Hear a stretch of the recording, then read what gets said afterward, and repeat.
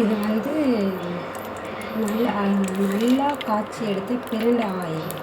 பிரண்டை இந்த எண்ணெயால் வேக வச்சு எடுத்து இது பாருங்கள், பிரண்டை ஒன்று நல்லா இருக்கும்.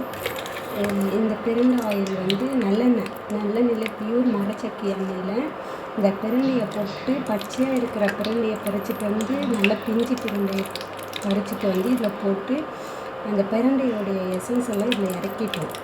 இப்போ இதோடு இந்த எண்ணெய் ஆட் பண்ண போகிறோம். இது பாருங்கள், முடக்கத்தான்.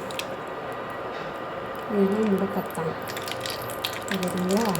இந்த முடக்கத்தான் இதை போடுறோம் பாருங்கள். போட்டு இதில் நல்லா கொதிக்க வைக்க போகிறோம். இதனுடைய எசன்ஸும் இந்த முடக்கத்தான் ஆக்சுவலாக இதனுடைய எசன்ஸும் இந்த எண்ணெயில் ஃபுல்லாக இறங்கணும். ஃபுல்லாக இறங்கிட்டாக்கா ஏன்னா இது வந்து உங்களுக்கு சின்னதாக டெமோ காட்டுறேன். உங்களுக்கு பெரிய பாத்திரத்தெல்லாம் நெக்ஸ்ட் டைம் நான் காட்டுறேன். சரி, டைமிங் இருக்காதுன்றதுக்காக உங்களுக்கு வந்து சின்னதாக காட்டியிருக்கேன். இதனுடையது பாருங்கள், இது ஃபுல்லாக வேகணும். இந்த எண்ணெயில் இது ஃபுல்லாக வெந்தோடனே நான் வந்து இந்த ஆயில் எடுத்து நம்மளுக்கு எங்கெங்கே ஜாயிண்ட் பெயின் இருக்கோ, கை கால் வலி, மூட்டு வலி, மூட்டு குடைச்சல், அது மாதிரி எங்கெங்கே இருக்கோ அதை எடுத்து நம்ம வந்து தேய்ச்சிக்கலாம்.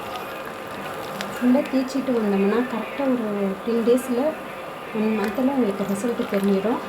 நீங்கள் வந்து ஆனால் இந்த எண்ணெயை ரெகுலராக தேய்ங்க. நல்லா ஹீட் ஆகிற மாதிரி தேய்ங்க.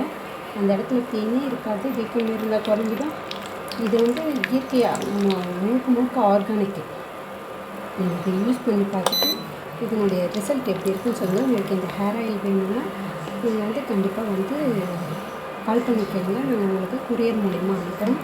இது அப்படியே நல்லா ஃபுல்லாக இதனுடைய முடக்கத்தானுடைய எசன்ஸ் எல்லாம் இதில் ஃபுல்லாக இறங்கணும். இந்த ஆயிலில் வந்து அந்த இலையே க்ரீனிஷாக ரொம்ப க்ரீனிஷாக இருந்துச்சு.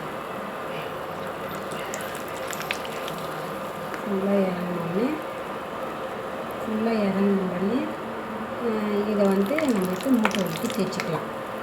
ஓகே, நம்மளுக்கு ரொம்ப நன்றி.